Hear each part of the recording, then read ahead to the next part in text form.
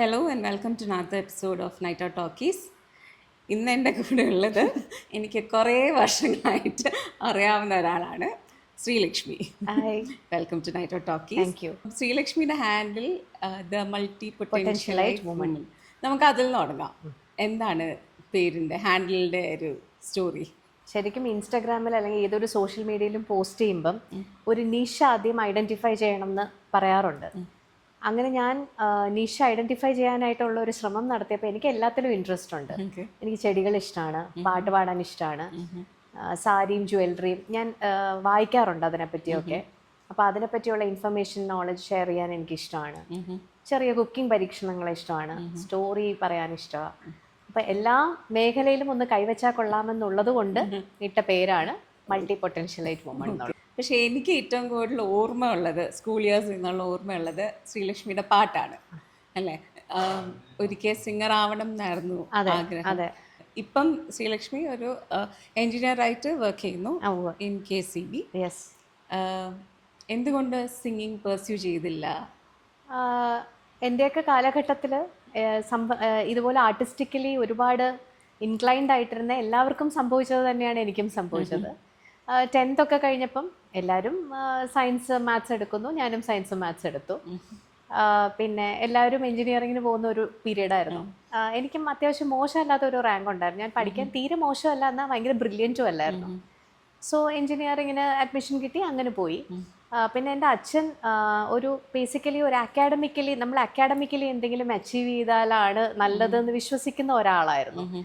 And എൻ്റെ പേരൻസിന് ഞാൻ ഒരു 9 to 5 ജോബിൽ പോയി അങ്ങനെ സെറ്റിൽഡ് ആവണം, അതിനോടൊപ്പം പാട്ടും കൊണ്ടുപോകാൻ പറ്റുമെങ്കിൽ അങ്ങനെ ഒരു ആഗ്രഹത്തിലാണ് അവരെന്നെ പഠിപ്പിച്ചത്. അപ്പോൾ എൻജിനീയറിങ് കഴിഞ്ഞ് ഞാൻ പ്ലേസ്ഡ് ആയി കഴിഞ്ഞ് അവിടെ എനിക്ക് സ്യൂട്ടബിൾ അല്ല എന്ന് തോന്നിയപ്പോൾ ഞാൻ അവിടെ നിന്ന് റിസൈൻ ചെയ്ത്, സോഫ്റ്റ്വെയർ ഫീൽഡായിരുന്നു, ഞാൻ അവിടെ നിന്ന് റിസൈൻ ചെയ്ത് PSCക്ക് പ്രിപ്പയർ ചെയ്തു, ജോലി കിട്ടി. പിന്നെ കല്യാണമായി, കുട്ടികളായി, പ്രാരാബ്ധമായി, ജോലി വിടാൻ പറ്റാതെയായി. അപ്പോൾ അങ്ങനെ ആ ഒരു ജേർണിയിൽ പാട്ടിൽ നിന്ന് കുറച്ച് ഡീവിയേറ്റ് ചെയ്തു. എൻ്റെ ശബ്ദം കൊണ്ട് മറ്റേതെങ്കിലും രീതിയിൽ ഒരു കരിയർ ഞാൻ ചൂസ് ചെയ്യാനായിട്ട് ഒരു ശ്രമം ഇതിനിടയ്ക്ക് നടത്തിയിരുന്നു. ഒരു ഡബ്ബിങ് ചെയ്യാനോ അല്ലെങ്കിൽ കോമ്പയർ ചെയ്യാനോ ഒക്കെ ആയിട്ട് ഒരു ശ്രമം ഞാൻ നടത്തിയിരുന്നു.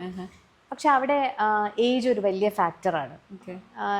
ഞാൻ അങ്ങനെ ഒരു ശ്രമത്തിൻ്റെ ഭാഗമായ ഒരാളെ അപ്രോച്ച് ചെയ്തപ്പോൾ അദ്ദേഹം തുറന്നു പറഞ്ഞു, ഈ ഏജിലുള്ള, ഞാൻ 41 years ഓൾഡാണ്, ഈ ഏജിലുള്ള ഒരാളെ കമ്പയർ ചെയ്യാനൊക്കെ ഇനി ട്രെയിൻ ചെയ്യിച്ചെടുക്കുക എന്ന് പറയുന്നത് പുള്ളിക്ക് ബുദ്ധിമുട്ടാണ്. പുള്ളിക്ക് ഒരുപാട് യങ്സ്റ്റേഴ്സ് ഇപ്പം ഫീൽഡിൽ വരുന്നുണ്ട്, it is very easy to train them എന്ന് പറഞ്ഞു. So it is difficult, may be impossible അല്ലായിരിക്കും, പക്ഷേ ഡിഫിക്കൾട്ടാണ്. അപ്പം ആ ഒരു ശ്രമം എന്ന് പറയുന്നത് നമുക്ക് ഒരുപാട് ഹിൻഡ്രൻസസോട് കൂടിയാണ് ആ ഒരു ജേർണി നമ്മൾ ഏറ്റെടുക്കേണ്ടത്. അപ്പോൾ തിരിച്ചിനി പാട്ടിലേക്കല്ലെങ്കിലും ശബ്ദം കൊണ്ട് നമുക്ക് ചെയ്യാൻ പറ്റുന്ന എന്തെങ്കിലും ഒരു കരിയറിലേക്ക് പോകണം എന്നുണ്ട്, ബുദ്ധിമുട്ടാണ്. ശ്രീലക്ഷ്മിയുടെ ലുക്ക് ഒന്ന് ഡീകോഡ് ചെയ്യാമോ ഇന്നത്തെ? എനിക്ക് വളരെ ഇൻട്രസ്റ്റ് ഉള്ള ഒരു കാര്യമാണത്. സോ ഞാൻ നേരത്തെ പറഞ്ഞായിരുന്നല്ലോ, എനിക്ക് പാട്ട് പാടിക്കൊണ്ടിരുന്ന ഒരാളാണ്. ഒരു ഘട്ടം എത്തിയപ്പോൾ അത് മെല്ലെ നിന്നു. പക്ഷെ ഞാൻ ബേസിക്കലി ഒരു ആർട്ടിസ്റ്റാണ്. അപ്പോൾ എൻ്റെ ഈ ആർട്ടിസ്റ്റിക് എനർജി എന്ന് പറയുന്നത് എനിക്ക് എവിടെയെങ്കിലും ഒന്ന് യൂട്ടിലൈസ് ചെയ്യണം. പിന്നെ ഈ സപ്പോസ് എൻ്റെ അടുത്ത് ഒരു സ്കാഡ സിസ്റ്റം ഡിസൈൻ ചെയ്താൽ പറഞ്ഞാൽ എനിക്ക് അതിലൊരു ചിലർ അതൊക്കെ ചെയ്യുമ്പോൾ ഭയങ്കര ലഹരി അവർക്ക് ഫീൽ ചെയ്യും. എനിക്ക് കുറച്ചുകൂടെ ആർട്ടിസ്റ്റിക് ആയിട്ടുള്ള എന്തെങ്കിലും കാര്യം ചെയ്യുമ്പോഴാണ് സന്തോഷം കിട്ടുക. അപ്പോൾ ഞാൻ ആ സമയത്ത് എൻ്റെ മൂത്ത മോള് ജനിച്ച സമയത്താണ് എനിക്ക് സിൽവർ ജ്വല്ലറിയെ പറ്റി ഞാൻ അറിയാനും വായിക്കാനും ഒക്കെ ഇടയായത്, കൂടുതൽ ആഴത്തിൽ അതിനെപ്പറ്റി പഠിക്കാനൊക്കെ ഇടയായത്, ഹെറിറ്റേജ് ജ്വല്ലറി അങ്ങനെയൊക്കെ. അപ്പോൾ അതിനെപ്പറ്റി പഠിച്ച് ചെറിയൊരു സംരംഭം പോലെ ഞാനും എൻ്റെ അമ്മയും കൂടെ സ്റ്റാർട്ട് ചെയ്തു ഓൺലൈനായിട്ട്. അപ്പോൾ അങ്ങനെ ഒരുപാട് പല ടൈപ്സ് ഓഫ് ജ്വല്ലറി, ഓരോ ജ്വല്ലറിക്ക് പീസിനും ഓരോ പേരൊക്കെ ഉണ്ട്. പല ടൈപ്സ് ഓഫ് ജ്വല്ലറിയെ പറ്റി ഇങ്ങനെ അറിഞ്ഞ് വന്നു. എനിക്ക് അതിലോടൊക്കെ ഭയങ്കര ഇൻട്രസ്റ്റ് ആവാൻ തുടങ്ങി, അത് കളക്ട് ചെയ്യാനും ഒക്കെ തുടങ്ങി. അപ്പോൾ കോവിഡിൻ്റെ സമയമായപ്പോഴത്തേക്കും കുറച്ച് weaver communities, because Covid if you remember നമ്മുടെ ഫെസ്റ്റീവ് സീസൺ തുടങ്ങുന്ന സമയത്താണ് കോവിഡ് വരുന്നത്. അപ്പം അത് പ്രതീക്ഷിച്ച് ഒരുപാട് വീവേഴ്സ് അവരുടെ സ്റ്റോക്കൊക്കെ റെഡിയാക്കി വെച്ചിരുന്നു. പക്ഷെ അവർക്കത് സെൽ ഓഫ് ചെയ്യാനുള്ളൊരു വഴിയില്ലാതെ വന്നപ്പോഴത്തേക്കും ബിസിനസ്സിലൊക്കെ ആക്റ്റീവായിട്ട് മറ്റ് ബിസിനസ്സുകളിലും ഒക്കെ ആക്റ്റീവായിട്ട് ഇൻവോൾവ് ആയിട്ടിരിക്കുന്ന ആൾക്കാരോട് അവർ ഹെൽപ്പ് ചോദിച്ചു. അങ്ങനെയാണ് സാരീസിൽ ഇൻട്രസ്റ്റ് വരാൻ തുടങ്ങി. സാരീസിനെ പറ്റി എന്ന് പറഞ്ഞാൽ ജ്വല്ലറിയുടെ 10 ഇരട്ടിയുണ്ട് സാരി വായിക്കാനായിട്ട്. ഓരോ സ്റ്റേറ്റിനും അതിൻ്റെ തനതായ വീവുണ്ട്. ഒരു സ്റ്റേറ്റിന് തന്നെ ഒരുപാട് വീവുകളുണ്ട് ഓരോ റീജിയനെയും ബേസ് ചെയ്ത്. അപ്പോൾ ഇതൊക്കെ വായിച്ചപ്പം ഭയങ്കര ഇൻട്രസ്റ്റ് ആയി. ഞാൻ ഇപ്പോൾ ആക്റ്റീവായിട്ട് ഹെറിറ്റേജ് വീവ്സും മ്യൂസിയം റിവൈവൽസും ഒക്കെ ക്യൂറേറ്റ് ചെയ്യുകയും കളക്ട് ചെയ്യുകയും ഒക്കെ ചെയ്യുന്ന ഒരാളാണ്. കൂട്ടത്തിൽ സിൽവർ ജ്വല്ലറി. ഇപ്പം എൻ്റെ ഈ സാരിയുടെ കാര്യം പറയുകയാണെങ്കിൽ ഇത് ഭുജ് എന്ന് പറയുന്ന റീജിയൻ കേട്ടിട്ടുണ്ടല്ലോ, അവിടെ വീവ് ചെയ്യുന്ന സാരിയുടെ പേരാണ് ബുഹോദി. അപ്പം ട്രഡീഷണലി ബുഹോദി ഷോള് വീവ് ചെയ്യാൻ വേണ്ടി യൂസ് ചെയ്തിരുന്ന ഒരു ടെക്നിക്കായിരുന്നു. ചമൻ സിജു എന്ന് പറയുന്ന ഒരു വീവർ ഈ സെയിം ടെക്നിക്കിനെ ഒരു സാരിയാക്കി വീവ് ചെയ്തിട്ട് he took it to the Dastkar exhibition. ആ എക്സിബിഷനിൽ that sari was purchased by none other than Mrs Sonia Gandhi. And then he had no turning back. അതോടുകൂടി ബുഹോദിയുടെയും പുള്ളിയുടെയും സമയം തെളിഞ്ഞു. അദ്ദേഹം വീവ് ചെയ്ത ഒരു സാരിയാണിത്. ഈ സാരിയിൽ 15 shades of IndiGo naturally derive ചെയ്തിട്ടുണ്ട്. അതാണ് ഈ സാരിയുടെ പ്രത്യേകത. അപ്പോൾ ഇതെന്ന് പറഞ്ഞാൽ പുള്ളിയുടെ മാസ്റ്റർ പീസാണ്. അപ്പം എനിക്ക് ഇങ്ങനെ ഒരു സാരി ഞാൻ ഉടുക്കുമ്പോൾ കിട്ടുന്ന സന്തോഷം മാത്രമല്ല, എനിക്കിത് this is something I want to give to my girls also. അപ്പോൾ എൻ്റെ ഇപ്പോഴത്തെ സാരി കളക്ഷൻ എല്ലാം അങ്ങനെയാണ്, something that I can pass down generations. And silver jewellery ഇപ്പോൾ റീസെൻ്റ്ലി മേക്ക് ചെയ്ത ഒരു ജുംക്കിയാണ് ദേവിയുടെ മോട്ടിഫൊക്കെ വെച്ചിട്ട്. പക്ഷേ ഇത് രണ്ടും വിൻറ്റേജ് ആയിട്ടുള്ള ബാംഗിൾസ് ആണ്, ടർക്കോയ്സും കോറലും. And this is a vintage screw bangle. So this is also something. ഇപ്പം ഗോൾഡും സിൽവറും ഒക്കെ ആണെങ്കിൽ പൊട്ടിയാൽ വിളക്കാം, അല്ലെങ്കിൽ ഉരുക്കിയിട്ട് വേറെ പണിയാം. നമ്മൾ സ്റ്റോർ ചെയ്യുന്തോറും മൂല്യം കൂടിക്കൂടി വരും. അപ്പോൾ ഇതും എനിക്ക് എൻ്റെ കുട്ടികൾക്ക് കൊടുക്കണം എന്നുള്ള ആഗ്രഹത്തിൽ വളരെ മീനിങ് ഫുൾ ആയിട്ടുള്ള ഒരു കളക്ഷനാണ് ഞാൻ ചെയ്തുകൊണ്ടിരിക്കുന്നത്. ഇപ്പം ഒരു ബുട്ടീക്കായിട്ട് സ്റ്റാർട്ട് ചെയ്തു അല്ലേ റീസെൻ്റ്ലി? അതെ. ഓൺലൈനായിട്ടാണ് സത്രംഗി സിൽവർ സ്റ്റുഡിയോ 12-13 years ആയി സ്റ്റാർട്ട് ചെയ്തിട്ട്. അപ്പം വീവ്സ് ബൈ സത്രംഗി എന്ന് പറയുന്ന ഈ വീവ്സ് സാരീസും ഡീൽ ചെയ്യുന്നത് കോവിഡിൻ്റെ സമയത്താണ് സ്റ്റാർട്ട് ചെയ്തത്. രണ്ടും കൂടെ ചേർത്ത് സത്രംഗി എക്സ്പീരിയൻസ് സെൻറ്റർ എന്ന് പറഞ്ഞിട്ട് ഒരു ഹോം സ്റ്റുഡിയോ ഞങ്ങളുടെ വീടിനോട് ചേർന്ന് അവിടെ സ്റ്റാർട്ട് ചെയ്തിട്ടുണ്ട്. It's A beautiful location. ഞാൻ വന്നിട്ടില്ല പേഴ്സണലി, പക്ഷെ ഞാൻ വീഡിയോസ് ഒക്കെ കണ്ടിട്ടുണ്ട്. ഇറ്റ്സ് ലൈക്ക് ഒരു 100 square feet ഒക്കെ ഉള്ളൂ, പക്ഷെ അതൊരു amalgamation of all your interest പോലെ. And we have actually used so many elements that എന്താ പറയുക ഫ്രം ദി പാസ്റ്റ്. ലൈക്ക് എൻ്റെ മദർ ഇൻ ലോയുടെ അട്ടപ്പെട്ടി, എൻ്റെ അമ്മയുടെ കാഞ്ചീപുരം സാരിയാണ് ഈ ഷെൽഫ്സിൻ്റെ ബാക്കിംഗ് ആയിട്ട് കൊടുത്തിരിക്കുന്നത്. ആൻഡ് നമുക്കൊരു സസ്റ്റൈനബിലിറ്റി കൂടി ഇൻക്ലൂഡ് ചെയ്തുകൊണ്ടുള്ളൊരു തോട്ടാണ് ഇൻറ്റീരിയറിൽ ഫുൾ. അപ്പോൾ പുതിയ അലമാര ചെയ്യാമെന്നൊരു സജഷൻ വന്നപ്പോൾ ഞാൻ പറഞ്ഞു ഇല്ല, പഴയ അലമാര തന്നെ വേണം എന്ന് പറഞ്ഞൊരു പൊളിഞ്ഞ അലമാരയെ കൊണ്ടുവന്ന് ഞങ്ങൾ പലകയൊക്കെ അടിച്ച് റെഡിയാക്കി അവിടെ വെച്ചിട്ടുണ്ട്. All these fabric bits I have collected over the years. നമ്മളതെല്ലാം ഒരു സീലിംഗ് ആക്കി മാറ്റി. That is our showstopper. So yeah, it is a place that is very close to my heart, and a lot of thought has gone into that place. Yes. How do you manage it? Like ഒരു government ജോബിൻ്റെ ഇടയിലാണ് ഇതും start ചെയ്തത് അല്ലേ? എങ്ങനെയാണ് രണ്ടും കൂടെ balance ചെയ്യുന്നത്? This is obviously your passion, so you want to spend a lot of time on it. Actually business manage ചെയ്യുന്ന അമ്മയാണ്. അപ്പോൾ എനിക്കതിൻ്റെ ഒരു എന്താ പറയുക റിസർച്ച് ഇഷ്ടമാണ്. അപ്പം ഞാൻ ആ ഭാഗത്തേക്കാണ് ഞാൻ കൂടുതലും കോൺസെൻട്രേറ്റ് ചെയ്യുന്നത്. പിന്നെ ഇത് ഉടുത്ത് ഫോട്ടോ എടുക്കാനൊക്കെ ഞാൻ എന്നെ തന്നെ ദാനം ചെയ്തിരിക്കുകയാണ്. അപ്പോൾ കാരണം എനിക്ക് ഭയങ്കര ഇഷ്ടമാണ് സാരി ഉടുക്കാൻ. ഇപ്പം ഞാൻ എന്നോട് ഏറ്റവും കംഫർട്ടബിൾ ആയിട്ടുള്ള ഡ്രസ്സ് ഏതാണെന്ന് ചോദിച്ചാൽ ഞാൻ പറയും sari. Especially when you are choosing the right sari which is suitable for our climate, it is very convenient and comfortable. അപ്പോൾ എനിക്ക് ഭയങ്കര ഇഷ്ടമാണ്. And there are some pieces that are like നമ്മുടെ കൈ വരുമ്പോഴത്തേക്കും എൻ്റെ ദൈവമേ this has got so many stories attach to it. ഇതൊന്നും ഇടാൻ പറ്റിയിരുന്നെങ്കിൽ നമുക്കൊരു ആഗ്രഹം തോന്നും. അപ്പോൾ അതൊക്കെ ഇടാനുള്ളൊരു ചാൻസ് ആയിട്ടാണ് ഞാൻ കണക്കാക്കുന്നത്. അപ്പോൾ അതെല്ലാം ഇട്ട് ഫോട്ടോ എടുത്ത് പേജിൽ ഇടുക എന്നുള്ള ജോലി വരെ എനിക്കുള്ളതാണ്. And the research behind that.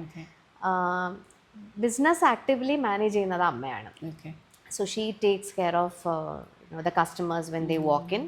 പിന്നെ ലോജിസ്റ്റിക്സ്, പ്രൈസിങ്, അക്കൗണ്ട്സ് എല്ലാം അമ്മയാണ്. സ്കൂളിലുണ്ടായിരുന്ന ശ്രീലക്ഷ്മിയും ഇപ്പോഴത്തെ ശ്രീലക്ഷ്മിയിലും എത്രമാത്രം വ്യത്യാസമുണ്ട്? അയ്യോ, ഒരുപാട് വ്യത്യാസമുണ്ട്. എനിക്ക് തോന്നുന്നു സ്കൂളിലൊക്കെ പഠിക്കുമ്പം നമ്മളെല്ലാവരും ഒരുപാട് ഈ ബോഡി ഷെയ്മിങ്, പിന്നെ നമ്മളെ ഷെയ്മിങ് ഇൻ അതർ വേയ്സ്, അങ്ങനെയൊക്കെയുള്ള ഒരു സെറ്റപ്പിലാണ് നമ്മളെല്ലാവരും അങ്ങനെ തന്നെയാണ് വളർന്നത്. I know you've gone through that a bit അല്ലേ, ബോഡി ഷെയ്മിങ് ഒക്കെ. ഇപ്പം what you feel about it? അത് ബ്രേക്ക് ചെയ്തത് എങ്ങനെയാണ്? To feel the confidence to come in front of the camera and you know wear your favorite sarees and to dress up. So in school, ഇപ്പോഴും എനിക്ക് വളരെ height കുറവാണ്. And എൻ്റെ സ്കൂളിൽ പഠിക്കുന്ന സമയത്ത് ഞാൻ ഭയങ്കര മെലിഞ്ഞായിരുന്നു. കട്ടി കണ്ണട ഉണ്ടായിരുന്നു. ആൻഡ് എൻ്റെ മുഖത്ത് നോക്കുമ്പം ആദ്യം എല്ലാവരും ശ്രദ്ധിക്കുന്നത് ഈ നെറ്റിയാണ്. അപ്പോൾ ഞാൻ വളരെ റീസെൻ്റായി പോലും എൻ്റെ നെറ്റിയെ പറ്റിയുള്ള കോമൻസ് ഞാൻ കേട്ടിട്ടുണ്ട്. പക്ഷെ ആ സമയത്ത് നമ്മുടെ ഫോർമേറ്റീവ് ഇയേഴ്സിൽ നമുക്കിത് വളരെ നമ്മളെ നെഗറ്റീവ്ലി എഫക്റ്റ് ചെയ്യും, നമ്മുടെ കോൺഫിഡൻസിനെ എഫക്റ്റ് ചെയ്യും, നമ്മുടെ ഒരു എന്താ പറയുക, ഒരു സെൽഫ് റെസ്പെക്റ്റിനെയൊക്കെ അത് വല്ലാതെ എഫക്റ്റ് ചെയ്യും. ആൻഡ് എനിക്ക് കല്യാണം കഴിക്കുന്ന സമയത്തും ഞാൻ ശരിക്കും അത്ര വലിയ സുന്ദരിയല്ല. പക്ഷെ എൻ്റെത് ഒരു ലവ് മാരേജ് ആയിരുന്നു. So out of all these women this particular man has chosen me എന്നുള്ളത് എനിക്കൊരു ഭയങ്കര കോൺഫിഡൻസ് ബൂസ്റ്റ് ആയിരുന്നു. He's one gem of a person. അപ്പം ഞാനാണെങ്കിൽ ഞാൻ ഭയങ്കര ചട്ടമ്പിയാണ്, പക്ഷെ പുള്ളി ഭയങ്കര നല്ലതാ. അപ്പം പുള്ളിയെപ്പോലെ നല്ല ഒരാൾ, എന്നെപ്പോലെ ഒരാളെ ചൂസ് ചെയ്തു എന്ന് പറയുന്നത് തന്നെ നമ്മളുടെ കോൺഫിഡൻസ് ഒരുപാട് ബൂസ്റ്റ് ചെയ്യും. ആൻഡ് ദെൻ പിന്നെ എൻ്റെ മോളുണ്ടായി കഴിഞ്ഞപ്പോഴത്തേക്കും അവളുടെ കണ്ണിൽ ഞാനാണ് ഏറ്റവും സുന്ദരി. അപ്പോൾ ഞാൻ ഏറ്റവും പ്രഷ്യസായി കണക്കാക്കുന്ന 2 ആൾക്കാർക്ക് ഞാനാണ് ഏറ്റവും ബ്യൂട്ടിഫുൾ, ഞാനാണ് അവരുടെ എല്ലാം. അപ്പോൾ അത് തന്നെയാണ് നമ്മുടെ ഏറ്റവും വലിയ കോൺഫിഡൻസ് അതാണ്. പിന്നെ ഞാൻ എന്ത് കാര്യം ചെയ്യണം എന്ന് ആഗ്രഹിച്ചാലും എൻ്റെ മക്കളും എൻ്റെ ഹസ്ബൻഡും ഒരിക്കലും ചെയ്യണ്ടെന്ന് പറയില്ല.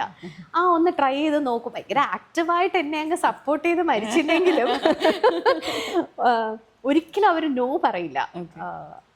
അപ്പോൾ അതിൽ നിന്ന് അങ്ങനെ പതുക്കെ പെട്ടെന്ന് ഒരു ദിവസം ഇന്ന് തൊട്ട് ഈ ഷെല്ലിൽ നിന്ന് നമ്മൾ ബ്രേക്ക് ഓഫ് ചെയ്തിട്ട് നമ്മൾ കോൺഫിഡൻ്റ് ആയിട്ട് വരാം, അങ്ങനെയല്ല. It is A journey.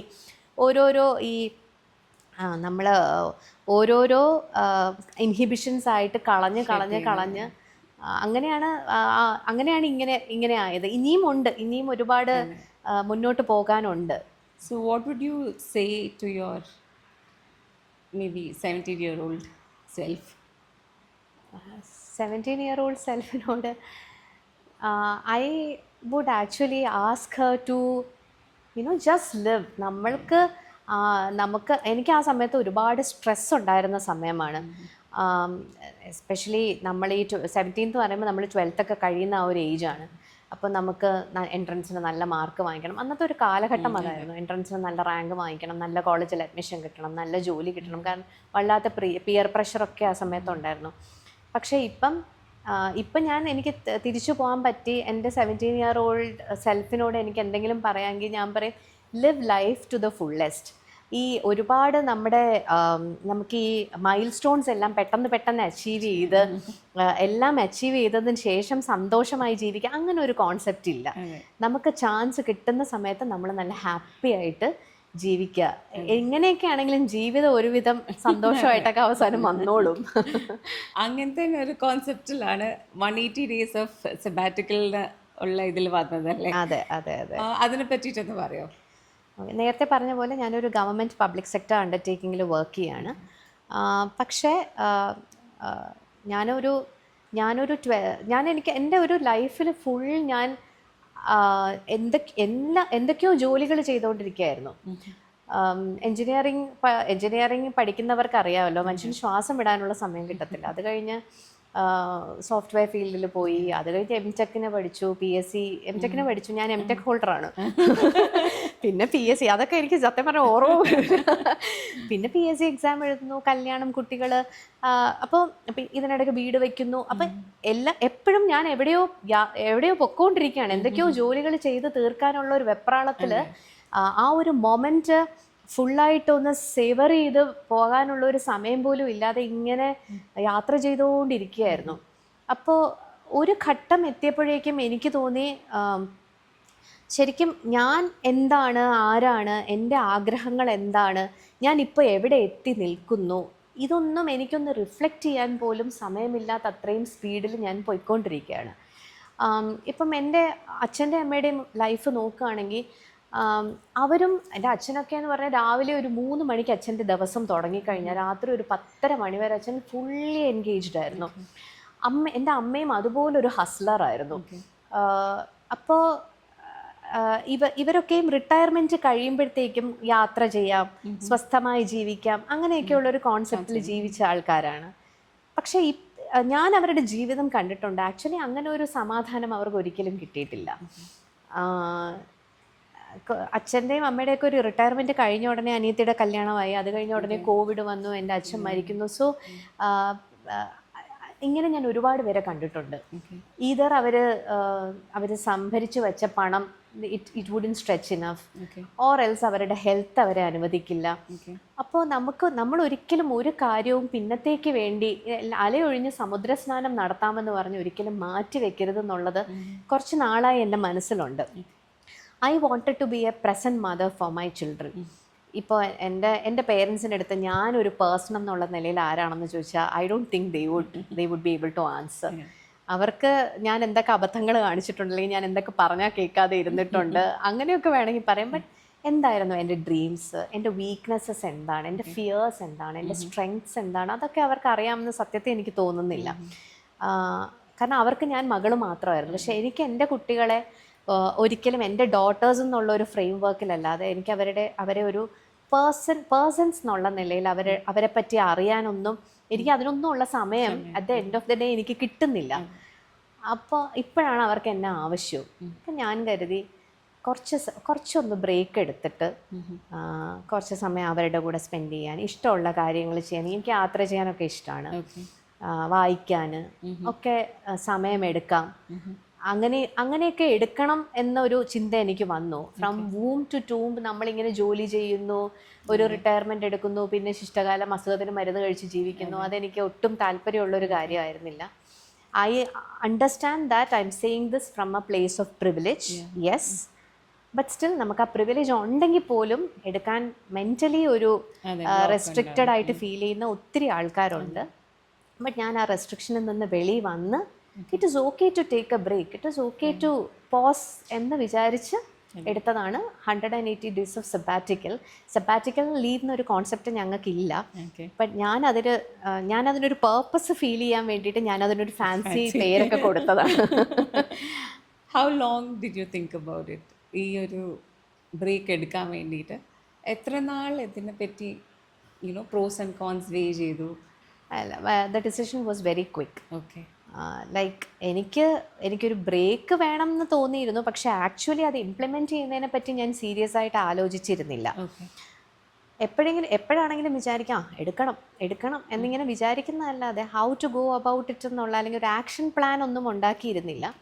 എനിക്ക് ഒരു ട്രാൻസ്ഫർ കിട്ടിയപ്പോഴേക്കും ഞാൻ രാവിലെ ട്രെയിനിൽ കയറി പോകുന്നു, ജോലി ചെയ്യുന്നു, തിരിച്ച് ഞാൻ സന്ധ്യ ആകാറാകുമ്പോൾ വരുന്നു.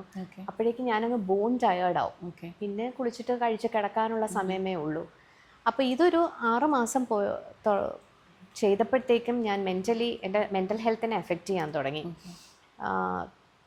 അപ്പോൾ കാരണം എനിക്ക് വീട്ടിലുള്ളവരോട് നേരെ സംസാരിക്കാൻ പറ്റുന്നില്ല. പിന്നെ രാവിലെ എഴുന്നേൽക്കുമ്പോൾ തൊട്ട് സ്പീഡിൽ ഓരോ കാര്യങ്ങൾ ചെയ്യുന്നു. എൻ്റെ മെൻ്റൽ ഹെൽത്തിനെ എഫക്റ്റ് ചെയ്യുന്നത് എനിക്ക് എവിഡൻ്റ്ലി അറിയാൻ പറ്റുന്നുണ്ട്. അപ്പോഴാണ് ഞാൻ ഇങ്ങനെ പോയാൽ ശരിയാവില്ല. That's what I said. നമ്മൾ പലരും മെൻ്റൽ ഹെൽത്തിനെ എഫക്റ്റ് ചെയ്താലും ഫിസിക്കലി തീരെ വയ്യെങ്കിലും സംഭവം അവരെങ്ങനെ മുമ്പോട്ട് പോകാനായിട്ട് ശ്രമിക്കും, വിച്ച് ഇസ് വെരി അപ്രീഷിയേറ്റീവ് ആയിട്ടുള്ള ഒരു കാര്യം തന്നെയാണ്. പക്ഷെ എനിക്കത് പറ്റുന്നുണ്ടായിരുന്നില്ല. സോ ഞാൻ ആ സമയത്ത് അപ്പം ഞാൻ ഒരു ദിവസം ഞാൻ വിചാരിച്ചു, ഓക്കെ, ഇനഫ് ഇസ് ഇനഫ്, ഇന്ന് തൊട്ട് ഞാൻ എന്തായാലും ലീവ് എടുക്കാൻ പോവാണ്. എന്ന് വിചാരിച്ച് ഞാൻ പറയാം, എൻ്റെ ജോലിയുടെ പ്രത്യേകത കൊണ്ടും ഞാൻ ഒരുപാട് പ്രിവിലേജ്ഡ് ആയതുകൊണ്ടും എനിക്ക് അങ്ങനെ ഒരു തീരുമാനത്തിലെത്താൻ പറ്റിയതാണ്. അത് ഞാൻ എടുത്ത ഉടനെ തന്നെ ഇംപ്ലിമെൻറ്റ് ചെയ്യുകയും ചെയ്തു. ഈ മെൻ്റൽ ഹെൽത്ത് മോശമാകുമ്പം മനസ്സിലായി എന്ന് പറഞ്ഞില്ലേ, വാട്ട് വർ ദ സൈൻസ് അതിൻ്റെ, if you can speak about it? Yeah C, ഒന്നാമത്തെ കാര്യം എന്ന് പറഞ്ഞു കഴിഞ്ഞാൽ ശരിക്കും ഇച്ചിരി സെൻസിറ്റീവ് ആണെങ്കിലും ഞാൻ റെയിൽവേ സ്റ്റേഷനിൽ ട്രെയിൻ കയറിയാൽ പോയിക്കൊണ്ടിരുന്നത്. എനിക്കിങ്ങനെ ട്രെയിൻ വരുമ്പോഴത്തേക്കൊന്ന് എടുത്ത് ചാടിയാൽ കൊള്ളാമെന്ന് തോന്നാന്ന്. അപ്പം ഞാൻ ഈ സൂയിസൈഡിനെ പറ്റിയൊക്കെ ഞാൻ വായിക്കുമ്പോഴേ ഞാൻ കേട്ടിട്ടുള്ളതെന്ന് വെച്ചാൽ അതൊരു വല്ലാത്ത ലഹരി തരുന്ന ഒരു സമയത്താണ് ഈ പലരും ആ ഒരു സ്പർ ഓഫ് ദ മൊമെൻറ്റ്, ഒരു ത്രഷോൾഡാണ്. അതിനപ്പുറത്തേക്ക് എന്തോ ഒന്ന് നമ്മളെ മാടി വിളിക്കുന്നത് പോലെ തോന്നും. അങ്ങോട്ട് പോകുമ്പോഴാണ് നമ്മൾ ഈ സൂയിസൈഡ് ചെയ്യുന്നത്. ആ ത്രഷോൾഡിൻ്റെ ഇപ്പുറത്തുനിന്ന് ആരെങ്കിലും നമ്മളെ ഒന്ന് തിരിച്ചു വിളിച്ചാൽ, ആ ഒരു മൊമെൻറ്റ് പാസ് ചെയ്ത് കഴിഞ്ഞാൽ പിന്നെ നമ്മൾ അതിനെപ്പറ്റി ആലോചിക്കില്ല എന്ന് ഞാൻ വായിച്ചിട്ടുണ്ട്. അപ്പോൾ എനിക്ക് ഈ ട്രെയിൻ വരുമ്പോഴെല്ലാം എനിക്ക് വൈകുന്നേരം വരെ ആ ഒരു ഡേ സ്പെൻഡ് ചെയ്യുന്നതിനെ പറ്റി, അല്ലെങ്കിൽ ആ ഡേ തീരുന്നത് വരെ ജീവിക്കുന്നതിനെ പറ്റി എനിക്ക് ചിന്തിക്കാൻ പറ്റുന്നില്ല. അത്രയ്ക്ക് ഞാൻ ടയേർഡാണ്, അത്രയ്ക്ക് ഞാൻ മടുത്തു തുടങ്ങി. അപ്പോൾ എനിക്ക് മനസ്സിലായി ഇത് ശരിയാവില്ല. ഞാൻ ഈ കാര്യം എൻ്റെ ഹസ്ബൻഡിനോടും സിസ്റ്ററോടും ഒക്കെ ഡിസ്കസ് ചെയ്തിട്ടും അവരും വലിയ സപ്പോർട്ടായിരുന്നു. നീ അങ്ങനെയാണെങ്കിൽ ജോലിക്ക് പോകണ്ട, കുറച്ച് ദിവസം ലീവ് എടുത്ത് സമാധാനമായിട്ടിരിക്കും എന്ന്. പക്ഷെ അതിനൊക്കെ മുമ്പേയും എൻ്റെ ഫാദർ മരിച്ച ആ ഒരു ഇൻസിഡൻറ്റ് എന്ന് പറയുന്നത്, it was A trigger for all the trauma that my body had stored. നമ്മളീ പറയാറില്ലേ ജനറേഷണൽ ട്രോമ, മോം വോൺസ് എല്ലാം. ഡെഫിനറ്റ്ലി നമ്മുടെ ജനറേഷനിലുള്ള മിക്കവാറും ആൾക്കാരെല്ലാം അതിൽ കൂടി പാസ് ചെയ്ത് പോയിട്ടുണ്ടാവും. Some people choose to, they find out ways to figure it, or figure it അല്ല, ശരിക്കും നമ്മൾ അക്കോമഡേറ്റ് ചെയ്യുകയാണ്. എങ്ങനെയെങ്കിലുമൊക്കെ അക്കോമഡേറ്റ് ചെയ്ത് നമ്മൾ ജീവിച്ചു പോവുകയാണ്. ചിലർക്കത് അത്രയും നന്നായി അക്കോമഡേറ്റ് ചെയ്ത് കൊണ്ടുപോകാൻ പറ്റാറില്ല. എനിക്ക് തോന്നുന്നു ഞാൻ അത്രയും നന്നായി അക്കോമഡേറ്റ് ചെയ്ത് കൊണ്ടുപോകുന്ന ഒരാളല്ല. ഞാനതങ്ങ് ഫുള്ളി അതിനെ ഞാൻ അനുഭവിക്കും, എൻ്റെ വിഷമങ്ങളും ട്രോമയും എല്ലാം. പക്ഷേ ഈ അച്ഛൻ്റെ മരണം എന്ന് പറയുന്നത് ഒരു ട്രിഗറിങ് പോയിൻ്റ് ആയിരുന്നു. അപ്പം ഞാൻ ആ സമയത്ത് കുറച്ച് തെറാപ്പിയൊക്കെ എടുത്തിട്ടുണ്ടായിരുന്നു. പക്ഷേ ജോലി തിരക്കിൻ്റെ ഇടയിൽ എനിക്ക് സിസ്റ്റമാറ്റിക്കായിട്ട് തെറാപ്പി എടുക്കാൻ പറ്റിയിരുന്നില്ല. ഈ ഒരു സൂയിസൈഡൽ ടെൻഡൻസി പോലെയൊക്കെ എനിക്ക് ഈ യാത്രയുടെ ഭാഗമായി വന്നപ്പോൾ, ഞാൻ ബ്രേക്ക് എടുത്ത സമയത്ത് ഞാൻ തെറാപ്പിയും കറക്റ്റായിട്ട് എടുക്കുന്നുണ്ടായിരുന്നു. സോ നമുക്ക് അങ്ങനെ ഫുള്ളി ഓക്കെ എന്നല്ല, but I M in A much better place. So ഈ 180 days ഓഫ് സബാറ്റിക്കൽ എന്തായിരുന്നു? I mean you finish the 180 days. Consistently എല്ലാ ദിവസവും ഇൻസ്റ്റഗ്രാമിൽ ഒരു പോസ്റ്റ് ഉണ്ടായിരുന്നല്ലേ 180 days. എന്തൊക്കെയായിരുന്നു കണ്ടന്റും? ഹൗ വാസ് ദ ജേർണി അതിൻ്റെ?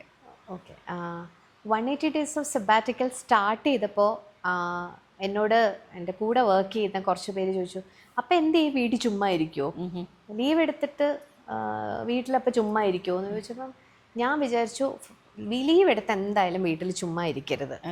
കാരണം നമ്മുടെ ആസ് എ പേഴ്സൺ നമ്മൾ ഡിറ്റീരിയോറേറ്റ് ചെയ്തു. വീട്ടിൽ ഇരുന്നാലും സാരമില്ല, പക്ഷെ നമുക്ക് എന്തെങ്കിലും ഒരു പേർപ്പസ് വേണം.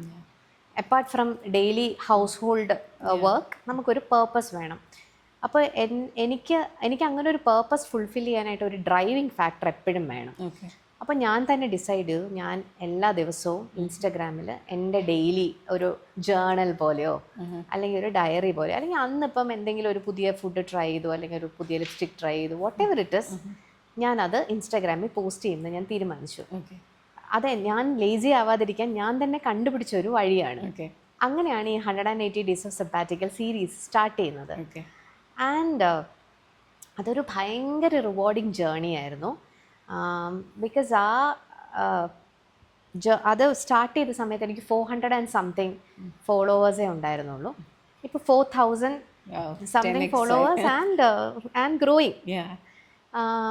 അപ്പോൾ ഈ എത്ര പേരാണ് ആ ഫാമിലിയിലേക്ക് വന്നത്? നമ്മൾ മറ്റേ 100K ഫോളോവേഴ്സൊക്കെ ഉള്ള പേജ് വെച്ച് നോക്കുമ്പോൾ നമ്മുടെ ഒരു കൊച്ചു പേജാണ്. പക്ഷെ അത്രയും ആൾക്കാരെ ഒന്ന് ഇമാജിൻ ചെയ്ത് നോക്കേ, ഇത്രയും പേര് എന്നും നമ്മൾ എന്താണ് പറയുന്നതെന്ന് കേൾക്കാനായിട്ട് തയ്യാറായിരിക്കുകയാണ്. പിന്നെ കണ്ടന്റ് ഒരിക്കലും ഞാൻ നേരത്തെ തീരുമാനിച്ച് ചെയ്ത എന്തോ സരസ്വതി ദേവിയുടെ അനുഗ്രഹം കൊണ്ട് വായ തുറക്കുമ്പോൾ അനർഗള നിർഗളം ഇങ്ങനെ വന്നോണ്ടേയിരിക്കും വാക്കുകൾ. അപ്പം ഞാനിങ്ങനെ ചിലതൊക്കെ ഷൂട്ട് ചെയ്ത് വെക്കും.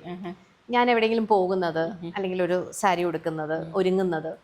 അപ്പോൾ ചിലപ്പോൾ അന്ന് വൈകുന്നേരം എന്തെങ്കിലും ഒരു സംഭവം നടക്കും എൻ്റെ മനസ്സിനെ വല്ലാതെ സ്പർശിക്കുന്നതായിട്ട്. അപ്പോൾ ഈ വിഷ്വൽസ് എല്ലാം കൂടെ ചേർത്തിട്ട് അന്ന് ആ ഒരു പെർട്ടിക്കുലർ സംഭവം എന്നെ ഏത് രീതിയിലാണ് എഫക്റ്റ് ചെയ്തത്, what I think of it എന്നൊക്കെ പറഞ്ഞ് ഞാൻ ഇടുകയാണ്. അതാണ് എൻ്റെ അന്നത്തെ കണ്ടന്റ് എന്ന് പറയുന്നത്.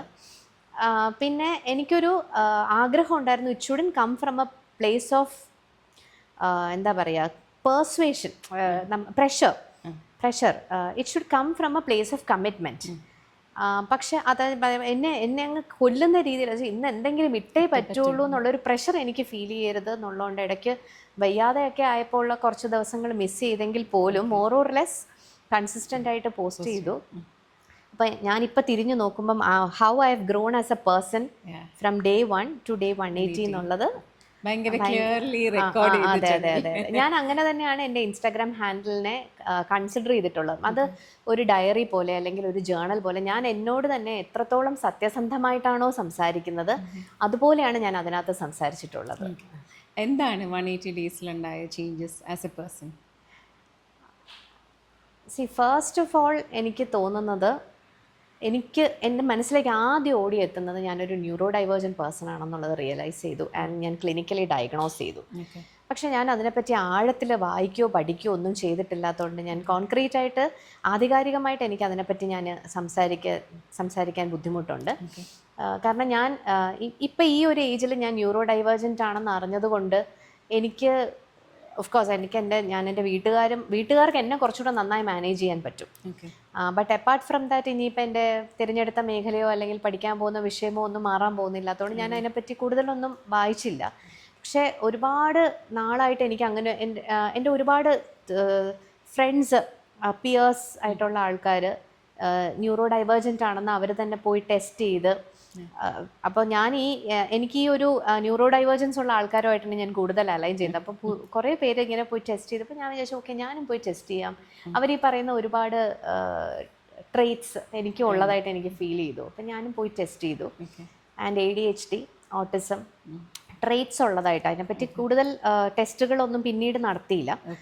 അപ്പോൾ അപ്പം അത്രയും നാൾ ഞാൻ ഒരു മിസ്ഫിറ്റ് ആണെന്ന് ഞാൻ വിചാരിച്ചുകൊണ്ടിരുന്നതാണ്. അത്രയും നാൾ എനിക്ക് എന്തൊക്കെയോ കുഴപ്പങ്ങളുണ്ട്, എൻ്റെ ഓക്വേർഡ് ആയിട്ടുള്ള എന്തൊക്കെയോ കുറേ ബുദ്ധിമുട്ടുകൾ എനിക്കുണ്ടെന്ന് ഞാൻ വിചാരിച്ചുകൊണ്ടിരുന്നത്.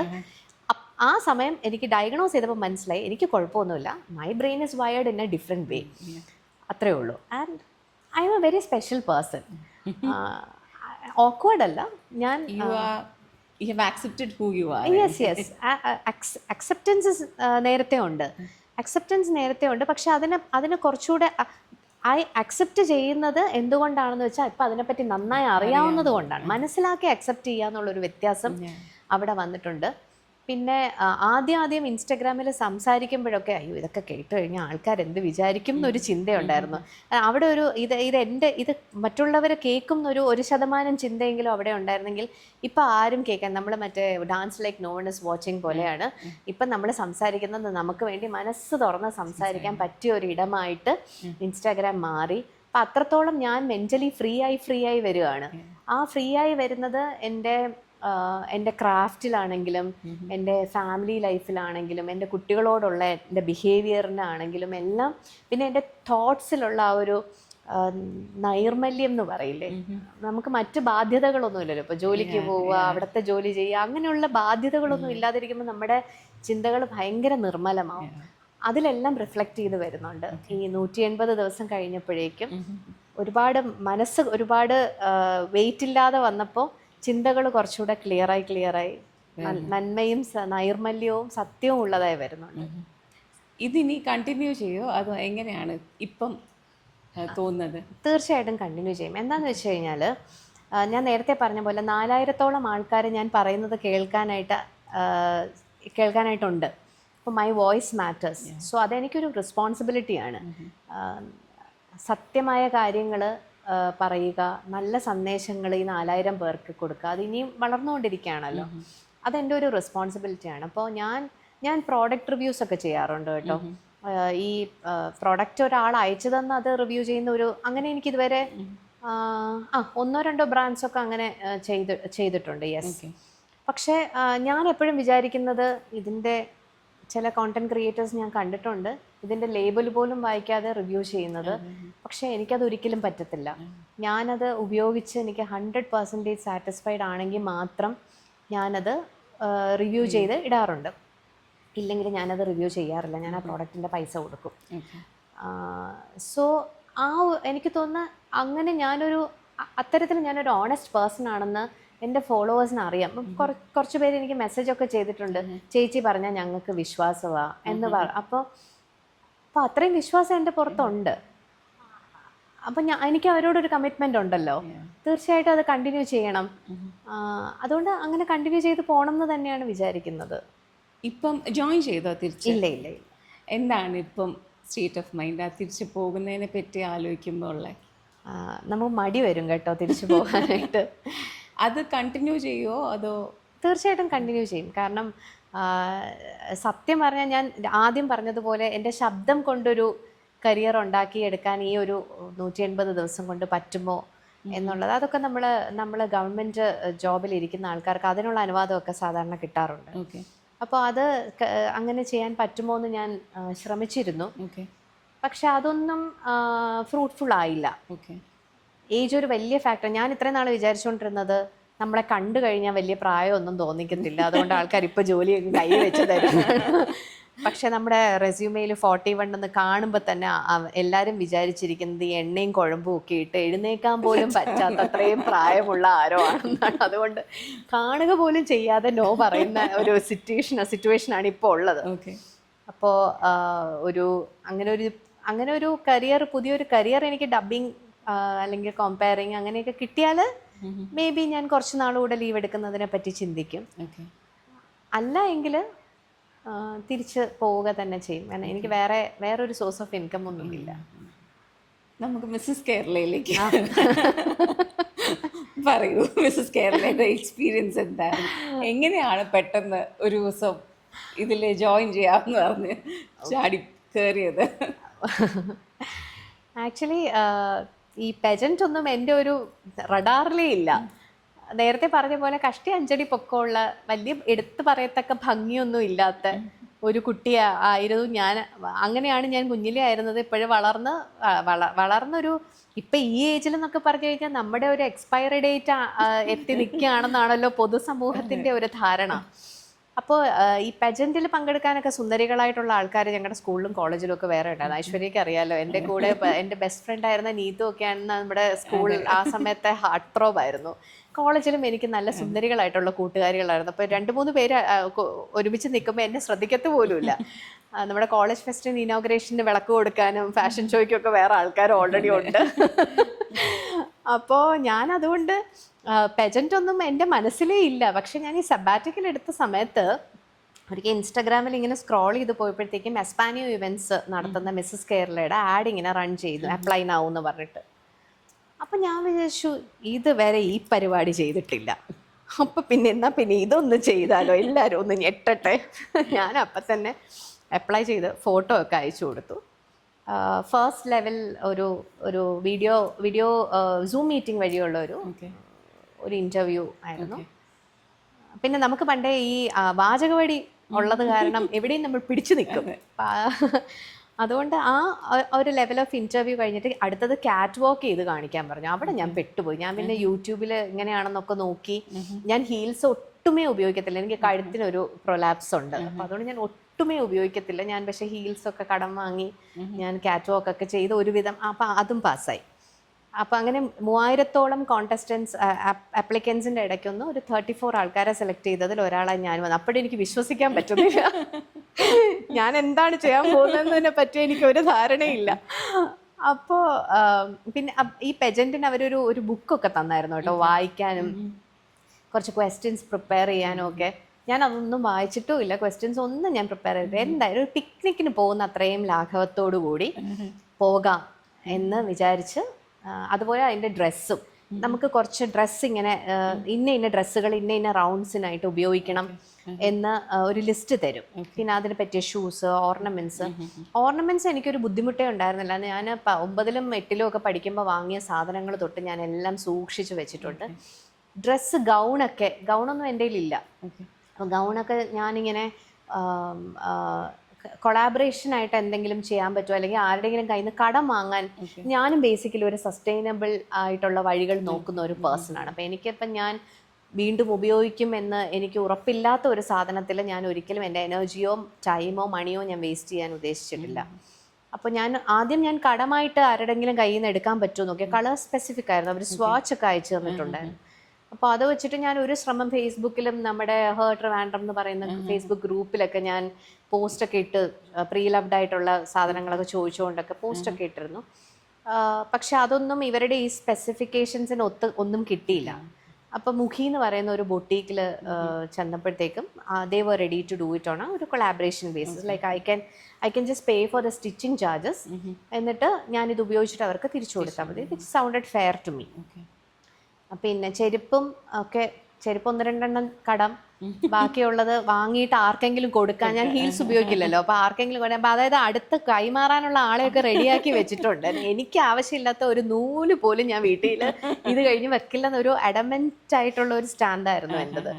സെറ്റ് മുണ്ടൊക്കെ ഉണ്ടായിരുന്നു, സെറ്റ് സാരി ഉണ്ടായിരുന്നു. സെറ്റ് സാരി ആക്ച്വലി ഞാൻ എൻ്റെ ഒരു നല്ല സെറ്റ് സാരി ഞാനൊരു കസ്റ്റമർക്ക് സെല്ല് ചെയ്തത്, ആ കസ്റ്റമറുടെ നിന്ന് തിരിച്ച് ഞാൻ ഒരു ദിവസത്തേക്ക് അങ്ങനെ ഞാൻ എൻ്റെ ഒരു ഞാൻ സ്ട്രോങ് ആയിട്ട് ബിലീവ് ചെയ്യുന്ന ഒരു കോൺസെപ്റ്റാണ് സസ്റ്റൈനബിലിറ്റി. അപ്പം അതുകൂടിയൊക്കെ ഇൻക്ലൂഡ് ചെയ്തുകൊണ്ട് എനിക്ക് ഈ ഒരു പെജൻറ്റിൽ എനിക്ക് പങ്കെടുക്കാൻ പറ്റി. അവിടെ ഞാൻ ഒട്ടും പ്രിപ്പയർഡ് അല്ലാതെയാണ് പോയത്. പക്ഷെ അവരുടെ ഒരു 2 ദിവസത്തെ ഗ്രൂമിങ് ഉണ്ടായിരുന്നു. ഗ്രൂമിങ് കഴിഞ്ഞപ്പോഴത്തേക്ക് അത്യാവശ്യം നടക്കാനൊക്കെ പഠിച്ചു, ഈ കാറ്റ് വാക്ക് ചെയ്യാനൊക്കെ പഠിച്ചു, പെജൻ പോസിൽ നിൽക്കാൻ പഠിച്ചു. ഇപ്പൊ കുഴപ്പം എന്താണെന്ന് വെച്ചാൽ ഇപ്പൊ പെജൻ പോസിൽ നിൽക്കാൻ പറ്റുന്നുള്ളൂ ഫോട്ടോയ്ക്ക്. ആൻഡ് ആ സ്റ്റേജിൽ കയറിയ സമയത്തുണ്ടല്ലോ, ഞാൻ ഒരുപാട് വർഷം കഴിഞ്ഞാണ് സ്റ്റേജിൽ കയറുന്നത്. കൊച്ചിലേക്ക് ഞാൻ ഇഷ്ടംപോലെ പാട്ടും കച്ചേരിയൊക്കെ അതെ ഞാൻ സ്റ്റേജിൽ നിന്ന് ഇറങ്ങിയിട്ടില്ലാത്ത ആൾ ഇത്രയും വർഷം കഴിഞ്ഞ് സ്റ്റേജിൽ കയറിയപ്പം I felt right at home. എനിക്ക് ആ കണ്ണഞ്ചിപ്പിക്കുന്ന ലൈറ്റോ അല്ലെങ്കിൽ ജഡ്ജസോ ആൾക്കാരോ ഒന്നും എന്നെ ഒട്ടും പരിഭ്രമിപ്പിക്കുന്നില്ല. This is where I belong. പക്ഷെ ഞാൻ ഇതായിരുന്നല്ലോ ചെയ്യേണ്ടിയിരുന്നത് എന്നുള്ളൊരു ചിന്ത ആ സമയത്ത് വന്നുകൊണ്ട് എന്നെ ഒട്ടും പരിഭ്രമം തോന്നിയില്ല. എല്ലാ റൗണ്ട്സും നന്നായിട്ട് തന്നെ കൈകാര്യം ചെയ്യാൻ പറ്റി. പക്ഷെ ഫൈനൽ 6ലേക്ക് വന്നില്ല. ഈ ഫൈനൽ 6ലേക്ക് നമ്മൾ വന്നില്ലെങ്കിൽ പോലും നമുക്കൊരു സബ് ടൈറ്റിൽ എല്ലാവർക്കും ഈക്വൽ ചാൻസ് ആണ്. സോ മിസ്സസ് അഡ്മയർഡ് പേഴ്സണാലിറ്റി എന്നുള്ള ഒരു സബ് ടൈറ്റിൽ വിൻ ചെയ്തു. എനിക്ക് ഭയങ്കര സന്തോഷം തോന്നി. ഞാൻ നേരത്തെ പറഞ്ഞ പോലെ കഷ്ടി 5 അടി പൊക്കമുള്ള വലിയ എടുത്തു പറയത്തക്ക ഭംഗിയൊന്നും ഇല്ല എന്ന് ആജീവനാന്തം കേട്ടുകൊണ്ടിരിക്കുന്ന, പിന്നെ ഈ പൊതുസമൂഹത്തിന്റെ ധാരണയിൽ ഒരു എക്സ്പയറി ഡേറ്റിനോട് അടുക്കുന്ന ഒരു വ്യക്തി എന്നുള്ള ഞാൻ ഒരു സബ് ടൈറ്റിൽ വിൻ ചെയ്തു എന്ന് പറയുന്നത് എനിക്ക് ഭയങ്കര സന്തോഷമുള്ളൊരു കാര്യമായിരുന്നു. എൻ്റെ മക്കൾക്ക് അതിനേക്കാളും സന്തോഷം. എൻ്റെ ഹസ്ബൻഡും അനിയത്തിയും എല്ലാവരും ഇതൊക്കെ കാണാനൊക്കെ വന്നിരുന്നു. അതാണ് എക്സ്പീരിയൻസ്. ഒരുപാട് വർഷം കഴിഞ്ഞിട്ട് സ്റ്റേജിൽ എനിക്ക് ഞാനായി നിൽക്കാൻ പറ്റി എന്നുള്ളത്. പിന്നെ ഞാൻ നേരത്തെ പറയാം, ഒരു ന്യൂറോ ഡൈവേർജൻ്റ് ആയിട്ടുള്ള ഞാൻ ഒരുപാട് ഓക്വേർഡ് ആയി പോകും ചില സിറ്റുവേഷനിലെന്ന് വിചാരിച്ച സിറ്റുവേഷനിലെല്ലാം എനിക്ക് തോന്നുന്നു എന്നെ ശ്രദ്ധിച്ചത് ഒരു പക്ഷേ ഞാനൊരു ന്യൂറോ ഡൈവേർജൻ്റ് പേഴ്സൺ ആയതുകൊണ്ടായിരിക്കും. അങ്ങനെയാണ് ആ ജേണി. അതും എനിക്കിപ്പോൾ തിരിഞ്ഞു നോക്കുമ്പോൾ വിശ്വസിക്കാൻ പറ്റുന്നില്ല ഞാൻ തന്നെയാണോ ഇതൊക്കെ ചെയ്തതെന്ന്.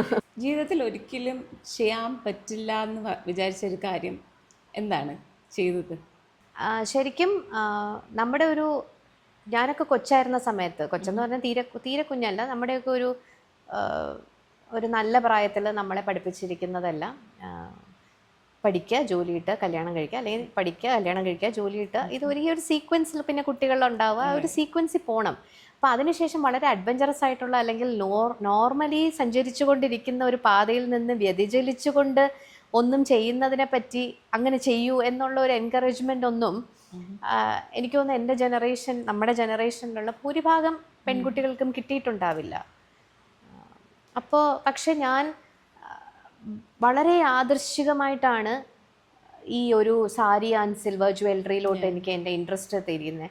ഐശ്വര്യയ്ക്ക് അറിയാമല്ലോ, ഞാൻ അങ്ങനെ ഭയങ്കര ഒരുങ്ങുന്ന ഒരു ആളൊന്നും ആയിരുന്നില്ല.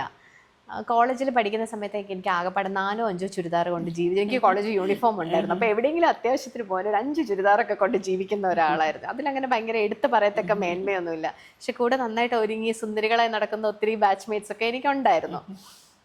പക്ഷെ വളരെ വളരെ യാദൃശ്ചികമായിട്ടാണ് ഇതിലേക്ക് എൻ്റെ താല്പര്യം വരുന്നതും ഞാൻ അതിനെ ഒരു റിവാർഡിങ് ആയിട്ടുള്ള ഒരു സംരംഭമാക്കി ഞാൻ എടുക്കുന്നതും. പിന്നെ അത് കഴിഞ്ഞിട്ട് ഒരു 40th ബർത്ത്ഡേ ആയപ്പോഴത്തേക്കും ഞാനൊരു സോളോ ട്രിപ്പ് പോയി. ഈ സോളോ ട്രിപ്പ് എന്ന് പറയുന്നത് ഞാൻ അതിനെപ്പറ്റി ചിന്തിച്ചിട്ടില്ല. പക്ഷെ എൻ്റെ ഹസ്ബൻഡ് ഇടയ്ക്കിടയ്ക്ക് ഭയങ്കര എൻകറേജ്മെൻറ്റ് തരാം. പുള്ളി എവിടെയോ വായിച്ചിട്ടുണ്ട് അത്ര സ്ത്രീകൾ ജീവിതത്തിൽ ഒരിക്കലെങ്കിലും സോളോ ട്രിപ്പ് പോകണം എന്ന്. അപ്പം എന്നോട് ഇടയ്ക്കിടയ്ക്ക് ചോദിക്കും, ഒരു സോളോ ട്രിപ്പൊക്കെ പോകണ്ടേ?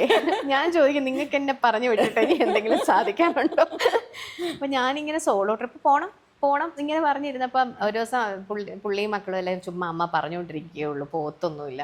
ഞാൻ പറഞ്ഞില്ല, എനിക്ക് 40 വയസ്സ്, ഞാൻ ഇപ്രാവശ്യം എന്തെങ്കിലും ഭയങ്കര കിടിലനായിട്ട് ചെയ്യാൻ പോവുകയാണെന്ന് പറഞ്ഞ് അപ്പം തന്നെ എൻ്റെ പരിചയമുള്ള ഒരു ട്രാവൽ ഏജൻറ്റ് ഒരു കുട്ടിയുണ്ട്, ഷീ ഗോസ് ട്രാവൽസ് എന്നാണ് അവർ നടത്തുന്ന ഇതിൻ്റെ ട്രാവൽ ഗ്രൂപ്പിൻ്റെ പേര്. പുള്ളിക്കാരി ഞാൻ പറഞ്ഞ എവിടെയാണെങ്കിലും പ്രശ്നം, എനിക്ക് ഒറ്റയ്ക്ക് പോകണം. അങ്ങനെ ഞാൻ ലക്ഷദ്വീപിൽ പോയി ഞാൻ 2 ദിവസം വെള്ളത്തിൽ കിടപ്പായിരുന്നു. സ്നോർക്കലിംഗ്, സ്കൂബ ഡൈവിങ്, കയാക്കിങ് എല്ലാം ഞാൻ ചെയ്തു. ഭയങ്കര ലിബറേറ്റിംഗ് എക്സ്പീരിയൻസ് ആയിരുന്നു. മറ്റത് നമ്മൾ ഫാമിലി ആയിട്ട് പോകുമ്പോൾ ഉണ്ടല്ലോ, നമ്മൾ വീട്ടിൽ കുട്ടികളുടെ കാര്യങ്ങൾ നോക്കുന്നു, റിസോർട്ടിൽ ചെന്ന് കുട്ടികളുടെ കാര്യങ്ങൾ നോക്കുന്നു, അങ്ങനെയാണ്. പക്ഷെ ഇത് നമുക്ക് at the back of mind നമ്മളെ നാഗ് ചെയ്യുന്ന ഒരു തോട്ടും ഇല്ലാതെ സന്തോഷമായിട്ട് പോയിട്ട് വന്നു. അതൊന്നും ഞാൻ ഒരിക്കലും ചെയ്യുമെന്ന് വിചാരിച്ച ഒരു കാര്യമല്ല. അതോടുകൂടി എന്നെ പിന്നെ പിടിച്ചാൽ കിട്ടാതെ. അത് കഴിഞ്ഞ് ഞാൻ കുളു മണാലി പോയി, ഞാൻ ബാങ്കോക്കിൽ പോയി, രാജസ്ഥാനിൽ പോയി, ഇനി എവിടെയെങ്കിലും പോകാൻ സ്ഥലമുണ്ടോ എന്ന് നോക്കിക്കൊണ്ടിരിക്കുന്നു. ഇതൊക്കെ സോളോ ട്രിപ്സ് ആയിരുന്നോ? ഇതൊക്കെ ഒന്നെങ്കിൽ സോളോ ആയിരുന്നു, അല്ലെങ്കിൽ ഗേൾസിൻ്റെ കൂടെ മാത്രം. ഞാൻ ഈ ലേഡീസിൻ്റെ കൂടെ പോകുമ്പം അത് ആ ട്രിപ്പ് എങ്ങനെയായിരിക്കും എന്നൊരു ആപ്രിഹെൻഷൻ എനിക്കുണ്ടായിരുന്നു. പക്ഷേ ഞാൻ ഈ 1-2 ട്രിപ്സ് ലേഡീസിൻ്റെ കൂടെ ഇപ്പോൾ നല്ല വൈബാണ്. നമ്മുടെ അതേ മെൻറ്റാലിറ്റി ഒക്കെ ഉള്ള ആൾക്കാരുടെ കൂടെ പോകാൻ നല്ല രസമാണ്. ഒരു ട്രിപ്പ് ഞാൻ ആക്ച്വലി ലീഡ് ചെയ്തു. ലൈക്ക് ഞാനായിരുന്നു team leader. I was the one who was suppose to take care of all the others, get the tickets and coordinate them. So അത് ഭയങ്കര ഗ്രാറ്റിഫിക്കേഷൻ ഫീൽ ചെയ്ത ഒരു സംഭവമായിരുന്നു. ഇതൊന്നും ഞാൻ എപ്പോഴെങ്കിലും വിചാരിച്ചോ 30 വയസ്സിൽ ഞാൻ 41 വയസ്സിലൊരു ഗ്രൂപ്പ് ടൂർ ലീഡ് ചെയ്യും, ഞാൻ ഒരിക്കലും വിചാരിച്ചിട്ടില്ല. ആൻഡ് പെജന്റിന് പോവാന്ന് പറയുന്നത് ഞാൻ നേരത്തെ പറഞ്ഞ പോലെ എൻ്റെ വിദൂര ചിന്തകളിൽ പോലുമില്ല. ഒരു പാട്ട് മത്സരത്തിന് നമ്മൾ ഈ ഒരു ലിസ്റ്റ് ഓഫ് കോമ്പറ്റീഷൻ ഐറ്റംസ് ഇടുമ്പോഴത്തേക്കും ഈ ലിറ്റററി വരെയൊക്കെ നമ്മൾ നോക്കും. ഈ ഫാഷൻ ഷോയുടെ ഭാഗത്തോട്ടേ നമ്മൾ തിരിഞ്ഞു നോക്കത്തില്ല. പക്ഷെ അത് ചെയ്തു. സോ എവ്രി ഡേ എനിക്ക് എന്തൊക്കെയോ സർപ്രൈസസ് ഇങ്ങനെ ലൈഫ് വെച്ചിരിക്കുകയാണ്. അതെല്ലാം ഞാൻ പെട്ടെന്നുള്ള തീരുമാനം എടുത്ത് അങ്ങ് പോകുകയാണ്. സോ ഇതുവരെ ഒരുപാട് കാര്യങ്ങൾ ചെയ്തു. ഞാൻ ഒരിക്കലും ചെയ്യില്ല എന്ന് വിചാരിച്ച ഒത്തിരി കാര്യങ്ങൾ ചെയ്തു. എന്തായിരുന്നു ടേണിംഗ് പോയിന്റ് ഈ സത്രംഗിയുടെ സ്റ്റാർട്ട് ചെയ്യാനും? എന്തായിരുന്നു ആ moment when you realized you are much beyond this? ഒരു ക്രിയേറ്റീവ് സൈഡിനൊരു ഔട്ട്ലെറ്റ് ആവശ്യമുണ്ടെന്ന് മനസ്സിലാക്കിയത് എപ്പോഴായിരുന്നു? ആക്ച്വലി എൻ്റെ മൂത്ത ആൾ പ്രസവിച്ച് ആ സമയത്ത് ഞാനൊരു കോളേജിൽ പഠിപ്പിച്ചുകൊണ്ടിരിക്കുകയായിരുന്നു. പക്ഷെ അവളെ നോക്കാനായിട്ട് ഞാൻ അവിടെ നിന്ന് റിസൈൻ ചെയ്തു. അപ്പം ഞാൻ ആ സമയത്ത് ജോലി ഇല്ലാതിരിക്കുക. എൻ്റെ അമ്മ ഗവൺമെൻറ് സർവീസിലുള്ള ആളായിരുന്നു. അപ്പം അമ്മ ഒരു മീറ്റിങ്ങിനോ കോൺഫറൻസിനോ എന്തോ ഡൽഹി പോയപ്പോഴത്തേക്കും അമ്മ കുറേ ജ്വല്ലറി മേടിച്ചുകൊണ്ടുവന്നു. ലൈക്ക് അമ്മ എവിടെയോ എനിക്ക് വേണ്ടിയും അനിയത്തിക്ക് വേണ്ടിയും ജ്വല്ലറി വാങ്ങിക്കാൻ പോയ സ്ഥലത്ത് അതൊരു ഹോൾസെയിലറായിരുന്നു. സോ പുള്ളി മിനിമം ഇത്ര kg അങ്ങനെ എങ്ങാണ്ടേ കൊടുക്കുകയുള്ളൂ. അപ്പം അമ്മ ഇങ്ങനെ ഞങ്ങൾക്ക് എന്തെങ്കിലും മേടിച്ചുകൊണ്ട് വരണം എന്നുള്ളതുകൊണ്ട് അമ്മ കുറച്ച് ജ്വല്ലറി മേടിച്ചുകൊണ്ട് വന്നു. ആൻഡ് അതൊക്കെ നല്ല ബീഡ് വർക്ക് ഒക്കെ ചെയ്ത് നല്ല രസമുള്ള ജ്വല്ലറി ആയിരുന്നു കേട്ടോ. നമ്മുടെ നാട്ടിലുള്ളവർ ആ സമയത്ത് അങ്ങനത്തെ ജ്വല്ലറി ഇടില്ലായിരുന്നു. അപ്പം ഞാനും ഇടത്തില്ലായിരുന്നു. ഞാൻ വിചാരിച്ചു അമ്മ എന്തിനാണാവോ ഇതെല്ലാം മേടിച്ചുകൊണ്ട് വന്നത്. അപ്പോൾ ആ സമയത്ത് എൻ്റെ 1-2 ഫ്രണ്ട്സ് എല്ലാവരും ഈ ഫേസ്ബുക്ക് പേജ്, ബിസിനസ് പേജസ് ഒക്കെ ഓപ്പൺ ചെയ്ത് അതുവഴി സെല്ല് ചെയ്യുന്നുണ്ടായിരുന്നു. ഞാൻ വിചാരിച്ചു എന്തായാലും ജോലി ഇല്ലാതെ ഇരിക്കുകയാണല്ലോ, അപ്പോൾ ഇത് നമ്മുടെ അന്നത്തെ ഈ സോപ്പ് പെട്ടി ക്യാമറയിൽ ഫോട്ടോ എടുത്ത് ഫേസ്ബുക്കിൽ, അന്ന് എനിക്കൊന്ന് എൻ്റെ സിസ്റ്ററിൻ്റെ ഒരു ഫ്രണ്ട് പെട്ടെന്ന് എന്തോ ഒരു ലോഗോ ഒക്കെ ശരിയാക്കി തന്നു. സത്രംഗി എന്നൊരു പേരും ഇട്ട് ഈ started A Facebook page. And ഇതിൻ്റെ ഈ ജ്വല്ലറിയുടെ എനിക്കൊന്ന് 7-8 മാല ഉണ്ടായിരുന്നു, നമ്മൾ പോസ്റ്റ് ചെയ്തു. സത്യം പറയാലോ, ഒരെണ്ണം പോലും വിറ്റുപോയില്ല. So it is not an easy job എന്നുള്ളത് ആ സമയത്ത് മനസ്സിലായി. പക്ഷേ ഈ ബിസിനസ് പോലുള്ള കാര്യങ്ങൾ, അല്ലെങ്കിൽ നമ്മളിങ്ങനെ നമുക്ക് ചെയ്യാൻ ഇഷ്ടമുള്ള കാര്യം നമ്മൾ ഒന്ന് തുടങ്ങാനുള്ള ബുദ്ധിമുട്ടേ ഉള്ളൂ. തുടങ്ങിക്കഴിഞ്ഞാൽ പിന്നെ പിന്തിരിയുന്ന പരിപാടി ഇല്ല. അപ്പം ഞാനും അനിയത്തിയും ഉണ്ട് ആ സമയത്ത്. അപ്പം അനിയത്തി അന്ന് എഞ്ചിനീയറിങ്ങിന് പഠിക്കുകയാണ്. അപ്പോൾ അനിയത്തിയും ഞാനും കൂടെ നമുക്ക് ഇത് നമ്മൾ കച്ച് പിടിച്ചില്ല, നമുക്ക് ഇനി അടുത്ത എന്ത് ചെയ്യാം, നമുക്ക് അടുത്ത ചുരിദാർ വിൽക്കാം. ശരി, നമ്മൾ അടുത്തുള്ള ഒരു ബൊട്ടീക്കിലെ ചേട്ടൻ സ്റ്റോക്ക് എടുക്കാൻ പോയപ്പോൾ പുള്ളിയോട് പറഞ്ഞൊരു 10 ചുരിദാർ സൽവാർ സൂട്ട് സെറ്റ് കൊണ്ടുവന്ന് അത് പുള്ളിയുടെ തന്നെ ഷോപ്പിലെ മാനിക്വിനിലൊക്കെ ഇട്ട് ഒരാളെ വിളിച്ച് ഫോട്ടോ ഒക്കെ എടുപ്പിച്ചു. അച്യുത്ത് എന്ന് പറഞ്ഞൊരു ഫോട്ടോഗ്രാഫറായിരുന്നു, ഇപ്പോഴും ഞങ്ങളുടെ ഫോട്ടോഗ്രാഫർ അച്യുത്താണ്. പിന്നെ വേറൊരു ഫോട്ടോഗ്രാഫർ കൂടെ ഉണ്ട്, അഞ്ചൽ എന്ന് പറഞ്ഞിട്ട്. അപ്പോൾ അച്യുത്തിനെ തന്നെ വിളിച്ച് ഫോട്ടോ ഒക്കെ എടുപ്പിച്ച് നമ്മളത് പേജിൽ പോസ്റ്റ് ചെയ്തു. അത് കുറച്ച് പേര്, എൻ്റെ ഫ്രണ്ട്സ്, ഇമ്മീഡിയറ്റ് ആയിട്ടുള്ള ഫ്രണ്ട്സ് ആൻഡ് ഫാമിലിയൊക്കെ അത് മേടിച്ചു. അത് കഴിഞ്ഞപ്പോഴത്തേക്കും പിന്നെ എന്ത് ചെയ്യണം എന്ന് അറിഞ്ഞുകൂടാ. അപ്പോഴാണ് റീമ കല്ലിങ്കലിൻ്റെ കല്യാണം, ആക്ട്രസ് റീമ കല്ലിങ്കലിൻ്റെ കല്യാണത്തിന് പുള്ളിക്കാരി ഒരു കോയിൻ, അതിനകത്ത് ഹാൻഡ് പെയിൻറ്റഡ് ഗണേശാസ് ആണ്, പല ഗണേശാസ് ആണ്. അതിൻ്റെ ഒരു നെക്ക് പീസും ഒരു വലിയ ജുംക്കയും. അതേ ഏതാണ്ട് ആ ഒരു സമയത്ത് തന്നെ ആക്ട്രസ് കാവ്യ മാധവൻ ഒരു അവാർഡ് നൈറ്റിന് ഒരു വലിയൊരു ജുംക്കി ഇട്ട ഒരു പിക്ചർ ഇങ്ങനെ ഫേസ്ബുക്കിലൊക്കെ വരുന്നുണ്ട്. അപ്പോൾ ഞാനും അനിയത്തിയും ചോദിച്ചു ഇതെന്ത് ജുംക്കിയാണെന്ന് പറഞ്ഞ് അതിനെപ്പറ്റി ഇങ്ങനെ അന്വേഷിച്ചാണ് ഇത് സിൽവർ ആണെന്ന് മനസ്സിലായത്. അപ്പോൾ അതിനെപ്പറ്റി ഇങ്ങനെ അന്വേഷിച്ചപ്പോൾ എന്തോ ഒരു ഭാഗ്യത്തിനോ വളരെ യാദൃശ്ചികമായിട്ട് ഈ ഒരു സിൽവർ ജ്വല്ലറിയുടെ ഒരു ബിസിനസ്സിലേക്ക് അന്നേരം ഇറങ്ങാനായിട്ട് റെഡിയായിട്ട് നിൽക്കുന്ന വേറൊരു ലേഡിയെയും കൂടെ ഞങ്ങളിങ്ങനെ പരിചയപ്പെട്ടു. അന്ന് ഈ ഒരുപാട് കൊച്ചു ഗ്രൂപ്പ്സ് ഒക്കെ ഉണ്ട് കേട്ടോ ഫേസ്ബുക്കിൽ, ഈ സാരീസിനും ജ്വല്ലറീസിനും ഒക്കെ. ഇന്നത്തെ അത്രയും പോപ്പുലർ അല്ല ഫേസ്ബുക്ക് ഗ്രൂപ്പ്സ്, ബട്ട് ഉണ്ട്. അപ്പോൾ അങ്ങനെ ഞാൻ ഇവരെ പരിചയപ്പെട്ടു. അപ്പോൾ ഇവർക്ക് നേരിട്ട് പോയി ഈ കാരിഗേഴ്സിൻ്റെ അടുത്ത് നിന്നൊക്കെ സ്റ്റോക്ക് എടുക്കാനുള്ള ഒരു സൗകര്യം ഉണ്ടായിരുന്നു. അപ്പോൾ ഇവർ പറഞ്ഞു ഞാൻ എടുത്തിട്ട് ഫോട്ടോ ഷെയർ ചെയ്യാം എന്ന് പറഞ്ഞു. അങ്ങനെ ഞാൻ അവരുടെ കയ്യിൽ നിന്ന് ആദ്യമായിട്ട് വാങ്ങിയ ഒരു ജുംക്ക ഫോട്ടോ എടുത്ത് ഫേസ്ബുക്കിലിട്ടിട്ട് അതൊന്ന് വെറും 300 രൂപ മാർജിനാണ് ഞാൻ നമ്മൾ സെയിൽ ചെയ്യുന്നത്. അതായിരുന്നു ശരിക്കും. അതോടുകൂടി നമ്മൾ പിന്നെ ജേർണി ഓൺവേർഡ്സ് ആൻഡ് അപ്വേർഡ്സ് ആയിരുന്നു. അത് വാങ്ങിയത് ആരാന്നറിയോ, നമ്മുടെ സീനിയറായിട്ട് പഠിച്ച അശ്വതി ചിത്ര നായർ, അവരാണ് മേടിച്ചത്. സോ അങ്ങനെയാണ് ശരിക്കും ഇത് പക്ഷെ ആ സമയത്തും ഉണ്ടല്ലോ ഒരു റീസെല്ലിംഗ് എന്നുള്ള ഒരു ചട്ടക്കൂടിനകത്ത് നിൽക്കുമായിരുന്നു. സാധനം വാങ്ങുന്നു, നമ്മുടെ എക്സ്പെൻസസ് ഒക്കെ കഴിഞ്ഞിട്ടൊരു നോമിനൽ മാർജിൻ കിട്ടുന്ന രീതിയിൽ എടുക്കുന്നു, വിൽക്കുന്നു. അപ്പോൾ ഇതിനിടയ്ക്ക് എനിക്ക് ജോലിയൊക്കെ കിട്ടി. അപ്പോഴത്തേക്കും സിസ്റ്ററും എൻജിനീയറിങ് കഴിഞ്ഞിട്ട് ജോലിയിലേക്ക് പോകുന്നു. അപ്പോൾ ഇതിൻ്റെ ബാധ്യത മുഴുവനും അമ്മയെ ഏൽപ്പിച്ചു. പക്ഷെ ഇതിങ്ങനെ കൈകാര്യം ചെയ്തത് കാരണം ഇതിനോടുള്ള ഇഷ്ടം മനസ്സിൽ കിടപ്പുണ്ട്. അങ്ങനെ കൂടുതലായിട്ട് വായിക്കാനും ഒക്കെ തുടങ്ങിയപ്പോഴാണ് ഇത് ഒരു കോൺഷ്യസ് ആയിട്ടുള്ള ഒരു ക്യൂറേഷൻ എന്നുള്ള ലെവലിലേക്ക് പോകുന്നതും. ഇപ്പോഴും നമ്മുടെ ഫേമിൽ നിന്ന് ഒരാളൊരു സാധനം വാങ്ങിക്കുമെങ്കിൽ he or that person will be fully educated about what she is buying. നമ്മൾ സാരീസിൻ്റെ കൂടെ we keep little notes explaining in what type of weave it is, ആരാണ് അതിൻ്റെ weaver, what is the history behind the weave, from which region it is coming, അതെല്ലാം നമ്മൾ എഴുതും. And ജ്വല്ലറിയിലും നമ്മളിപ്പോൾ if it's a very special piece will explain as to what this particular pieces എന്നൊക്കെ ചെയ്തിട്ടാണ്. അങ്ങനെയാണ്. It's made with a lot of love. Yes. In 10 years, what does success look like for you? In 10 years ആണെങ്കിലും എപ്പോഴാണെങ്കിലും success looks like അൺഅഡൾട്ടറേറ്റഡ് happiness. ഇപ്പോൾ ഇത്രയും വർഷം ജീവിച്ചതിൽ നിന്ന് എനിക്ക് മനസ്സിലായത് ഭയങ്കര ഫാറ്റ് ബാങ്ക് ബാലൻസ് ഉള്ളത് കൊണ്ടോ അല്ലെങ്കിൽ നമുക്ക് ഒരുപാട് അസറ്റ്സ് ഉള്ളത് കൊണ്ടോ ടാഞ്ചിബിൾ ആയിട്ടുള്ള അസറ്റ്സ് ഉള്ളത് കൊണ്ടോ ഒന്നും നമുക്ക് സന്തോഷമായിട്ടിരിക്കാൻ പറ്റണം എന്നില്ല. മനസമാധാനമായിട്ടും സന്തോഷമായിട്ടും ജീവിക്കാൻ പറ്റുക എന്നുള്ളതാണ് അൾട്ടിമേറ്റ്ലി സക്സസ്ഫുൾ ആവുക എന്നുള്ളതിൻ്റെ അർത്ഥം. എനിക്ക് എല്ലാം ഉണ്ടായിട്ടും സമാധാനമായിട്ട് ജീവിക്കാൻ പറ്റില്ലെങ്കിൽ പിന്നെ കാര്യമില്ലല്ലോ.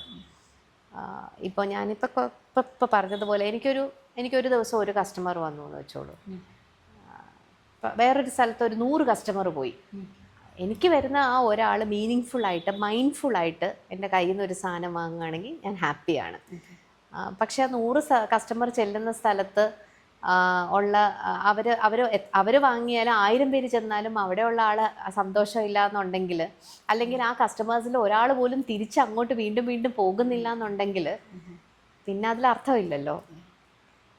അപ്പോൾ സക്സസ് എന്ന് പറഞ്ഞാൽ ഹാപ്പി ആയിട്ടിരിക്കുക എന്നുള്ളതാണ്. പിന്നെ ഞാൻ എൻ്റെ കുട്ടികളെ പറ്റി ഞാൻ ആലോചിക്കുമ്പോൾ, അല്ലെങ്കിൽ എൻ്റെ ഫാമിലി, എൻ്റെ ഹസ്ബൻഡിനെയൊക്കെ ഉൾപ്പെടുന്ന ഫാമിലിയെ പറ്റി ഞാൻ ആലോചിക്കുമ്പോൾ എനിക്ക് ചിലപ്പോൾ തോന്നാറുണ്ട്, കുട്ടികൾ വലുതാകുമ്പോഴത്തേക്കും അവർ ജോലിക്കൊക്കെ പോയി ദൂരെയൊക്കെ പോയി ജീവിച്ച് കഴിഞ്ഞിട്ട് അവർക്ക് തിരിച്ച് വീട്ടിലേക്ക് വരുമ്പോഴും നമ്മളോട് അവർക്ക് ഒരു ഇമോഷണലി മെച്യൂറായിട്ടുള്ള 2 ഈക്വൽ അഡൾട്ട്സ് സംസാരിക്കുന്നത് പോലെ നമ്മളോട് സംസാരിക്കാൻ പറ്റണം. നമ്മളോട് വന്ന് അവരുടെ എല്ലാ കാര്യങ്ങളും തുറന്ന് പറയാൻ പറ്റണം. അവർക്ക് ഉറപ്പായിരിക്കും നമ്മളവരെ നോൺ ജഡ്ജ്മെൻ്റലായിട്ട് കേൾക്കും എന്നുള്ളത്. അങ്ങനെ ഒരു ഫാമിലി എനിക്ക് ഉണ്ടാക്കാൻ പറ്റിയാൽ അതാണ് എനിക്ക് സക്സസ്. അപ്പോൾ ഫസ്റ്റ് ഞാൻ പറഞ്ഞത് പേഴ്സണലി എനിക്ക് സക്സസ് എന്ന് പറഞ്ഞാൽ എന്താണെന്നാണ്. പക്ഷേ എൻ്റെ ഫാമിലിയെ കൂടെ കൺസിഡർ ചെയ്യുമ്പോൾ സക്സസ് എന്ന് പറഞ്ഞു കഴിഞ്ഞാൽ എനിക്ക് എപ്പോഴും they should feel that they can come back to come back to അമ്മ. അതാണ് എനിക്ക് അവരെ പറ്റി ആലോചിക്കുമ്പം എൻ്റെ സക്സസ് എന്ന് പറഞ്ഞ് എനിക്ക് തോന്നുന്ന ഒരു കാര്യം. One last question.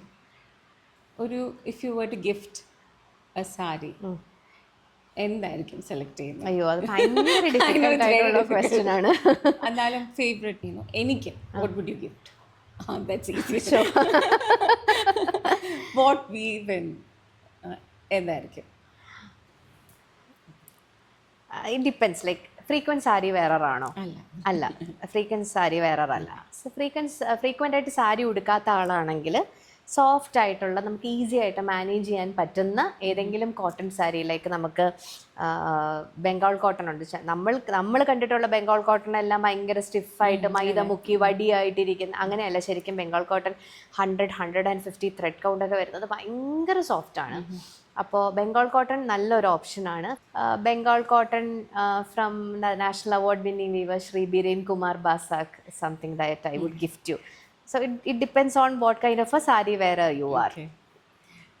Thank you so much. ഇത്രയും വർഷം കഴിഞ്ഞിട്ട് ഇത്രയും ക്യാച്ചപ്പ് ചെയ്യാൻ പറ്റിയ വളരെ സന്തോഷം. Thank you for spending so much time with us. You're most welcome.